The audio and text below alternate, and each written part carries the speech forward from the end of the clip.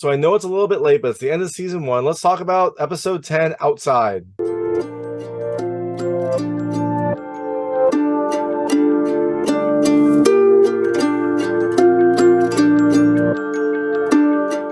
everyone, it's David Stark from Watch Your Past. I know it's a little bit late. Last week was a little crazy, but let's talk about Silo Season 1, Episode 10, Outside, which premiered on Apple TV Plus on June 30th, 2023. This is the culmination of Season 1 of Silo, 10 episodes. We learned a lot about the Silo. We learned a lot about the plots, a lot about the intrigue. Was episode 10 worth it? Was this worth it? Well, my hot take is, yeah, I think it was, although I was a little disappointed in this overall episode. I think, look, I think the series is great. Episode 10 definitely answers a lot of questions. I think you should definitely watch it, but it does feel like a little bit too short for a season finale, and it leaves a lot of questions open, which I imagine will hopefully be addressed in the next season of Silo, but it felt a little bit unsatisfying. So I'm going to tell you a little more about the episode, a few things I liked, a few things I didn't like, and then go into a recap. And as you can imagine, there will be spoilers in the recap. If you don't want to know what happens in this episode, turn it off now. Go watch the season. Silo season 1 is great. You should definitely check it all out. But don't worry, I'll be vague up until the recap, and I'll let you know when I get to those spoilers. So in Silo season 1, episode 10, remember at the end of episode 9, Jules was able to finally access the hard drive. And when she accessed this hard drive, she saw the feed from someone who went out to clean. Their camera feed showed a beautiful, wonderful, picturesque landscape with birds and everything like that. It definitely was not what is being projected on the video screens right now, and it made Jules, and it kind of confirmed everything that Jules had thought, that they are lying to them, that the screens are wrong, that it's actually beautiful outside, and they're all being contained in the silo for some strange reason. So season 1, episode 10 starts right there. She's trying to get this information out to everyone. She's trying to get this information out to the world. She is risking her life. She's risking her friends' lives to get this out. Will she succeed? Will it be worth it? What will happen? And look, the episode's titled Outside. Do we actually get to see outside? Well, I'll tell you about all that in the recap, but it is now a risky endeavor for Jules and all of her friends. So things I liked about this episode. The first, look, I liked that it was bittersweet. It felt very on brand. Like, Silo is not a touchy-feely happy show. It is definitely a mystery show. It is definitely a post-apocalyptic show. It feels like a lot of things that happened here, you know, they were interesting, but then there was some consequence. It was like, that's great, but, and I liked that this culmination felt on brand for that. It felt like that was the right tone. It felt like it was continuing that tone throughout this whole episode, and presumably throughout the next seasons. So the second thing I liked the twist. There's a lot of twists in the story. There's a lot of things that happen. There's a lot of things that you learn that maybe go against what you had thought originally, and definitely keep this interesting, keep this kind of like tale unfolding.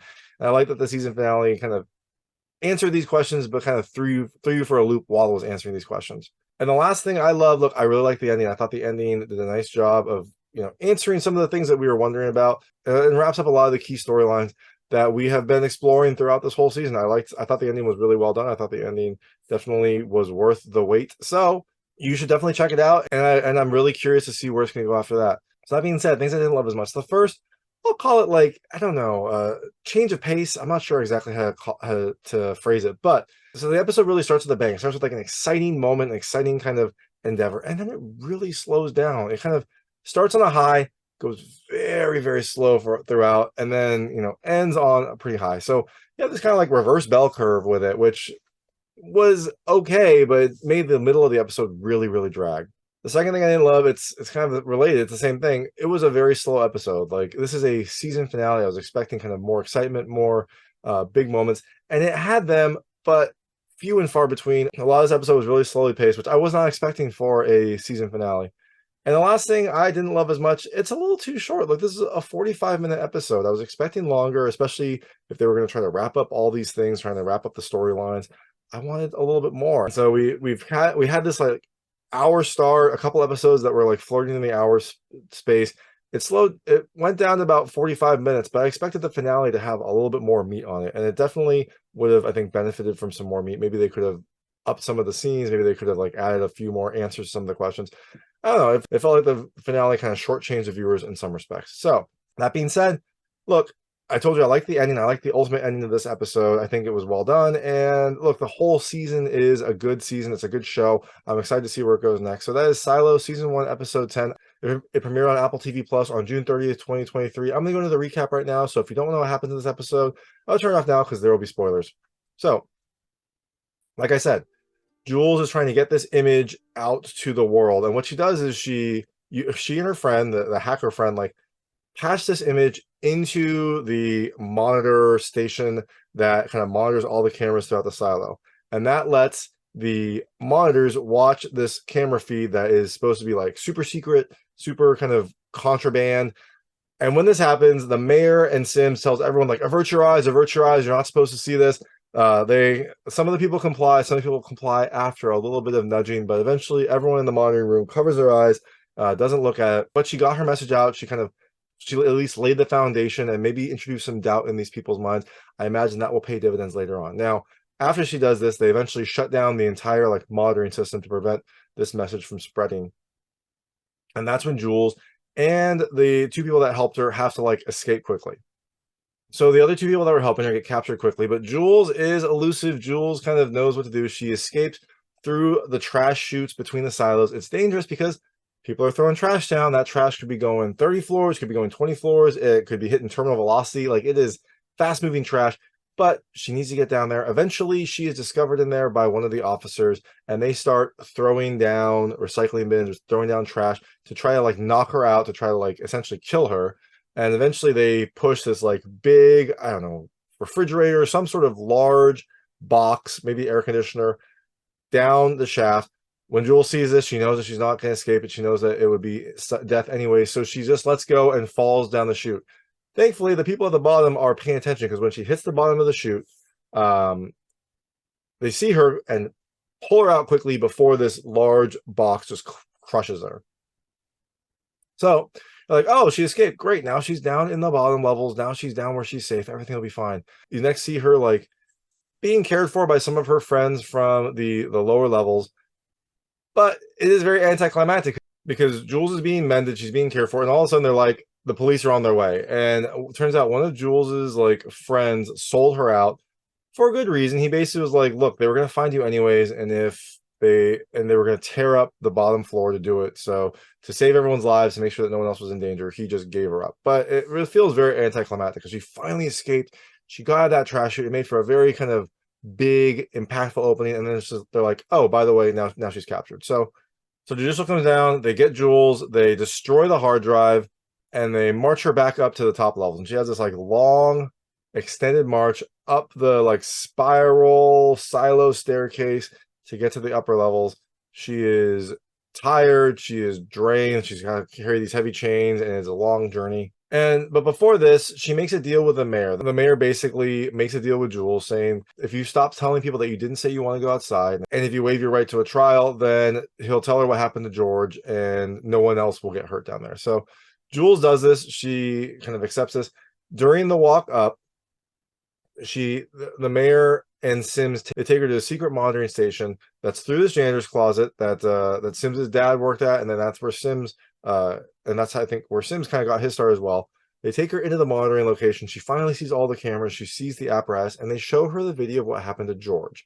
You see that George was also being marched up the staircase, and the whole time Jules thought, well, George was killed. He was murdered for what he knew. We finally see what actually happened. He distracted the guard that was marching him up, hit him, got to the edge of the kind of walkway, jumped on the rail, and then, the guard's like, hold on, like, stop, like, I'm supposed to take you alive. George is basically like, why? So you can like capture me, torture me, and find out where that hard drive is? No. And then he looks up at the camera because he knows where the cameras are. He knows all about this, and kind of like looks like he motions goodbye or something to Jules, and then plummets off the rail. So George did commit suicide, but he did it so that the hard drive wouldn't be discovered, so that the information that he knew about and that the other kind of fire starters knew about wouldn't be compromised. So also during this, we see Walk is Jules' friends at the lower levels. Walk also apparently knew the old mayor. She is this kind of central figure, but apparently she is agoraphobic. She has never like left her house, her little condo. She finally leaves now that Jules is captured. Now that she knows that something's going on, she finally leaves this to go, I guess, explore and try to get some answers. And the first thing she does is she goes to see this person. I think her name was Carla in supply, and she's trying to figure out like why all this happened, like why they originally kind of like started focusing on Jules. And she realizes that it all started with this heat tape that Jules had stolen. It's mentioned earlier that Jules like stole some heat tape from the upper levels because they needed it for the engine room. And during this talk, Hawk is trying to figure out like why did they care so much about this heat tape? Like it wasn't even good. It was worse than the stuff that they had down in the lower levels. So it seems like everything started with this heat tape. Also, remember, like they went through a janitor closet to get to the observation area. So maybe that is where that heat tape was. Maybe that's what kind of triggered this concern over Jules, because she might have discovered this monitoring station. She might have gone to the janitor's closet.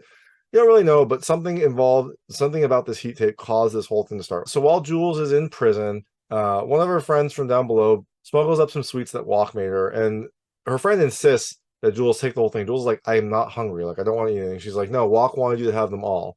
And so Jules takes the tin, and inside the tin is this little note that Walk gave her that says essentially like, the truth is I love you, have no fear, they're good in supply.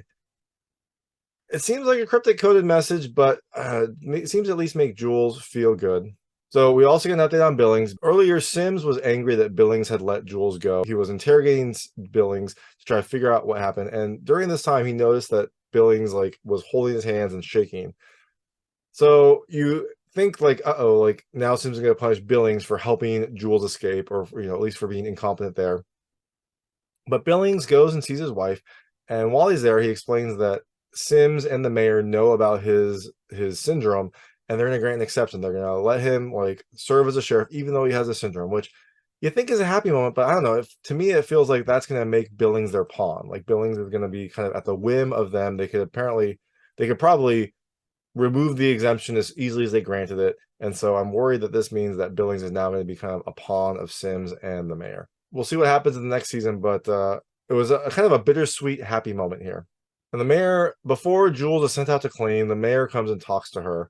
And it turns out that, like, apparently Jules's parents weren't supposed to have children. So that kind of made Jules an anomaly from the start. Like, if you remember in the earlier episodes, the silo heavily regulates who can have children, who can, like, breed in the silo. And Jules's parents got around that, were able to have her. But that wasn't like kind of like what wrote Jules's fate. When she became the sheriff and started investigating George's death, that caused her to become a grave threat to the silo.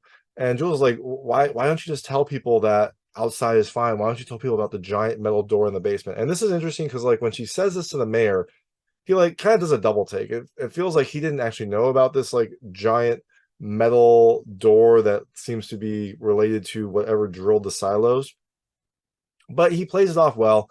He kind of brushes that aside and just gets her ready for a clean, saying that she attracted the largest crowd of any clean, even the previous sheriff. So Jules is well loved, or at least is kind of a curiosity in the silo, and there will be a lot of people watching her clean. So Jules is getting suited up to go do her cleaning, to go kind of clean. So when they're getting Jules ready to clean, they focus a lot on her arm rests, or on her arm wraps, and they wrap this like tape around her arms to seal up the suit from the outside. And they really focus on this during the cleaning. Now, eventually Jules gets outside, and it's what you would expect. It is on her helmet is a beautiful, pristine, serene looking world, but she notices there's a flock of birds flying in a V formation going across the sky. And she remembers from the video that she saw of the earlier clean, it's the same flock. It's the same exact thing. And she realizes that it's not the projection in the like cafeteria that's wrong. That's actually showing what's really out there. The projection on the cleaners' screens is wrong. It's showing them this idealized world when actually it is terrible outside. So after she realizes this, she heads over to the cleaning, to clean the camera. She takes a sponge, holds it up to the people, holds it up to the camera, and then drops it in an act of defiance. Apparently, everyone had cleaned before. This is the first time that someone had not cleaned. And now that she realizes that this is a projection, she kind of walks over to where the bodies of some of the earlier cleaners had been and doesn't see them in her projection. It's a beautiful, like, wonderful meadow. And she takes this badge, this sheriff's badge that she had been approved to bring out. It's her sheriff's badge. And she places on the ground, I think where the old sheriff fell. Essentially, she remembered where that was. She placed it on the ground, and you can see that it like clips through the projection, the VR 3D projection. So she knows that something is not right. She knows that something about this is incorrect. And I think she also gives the sheriff badge back to the original sheriff.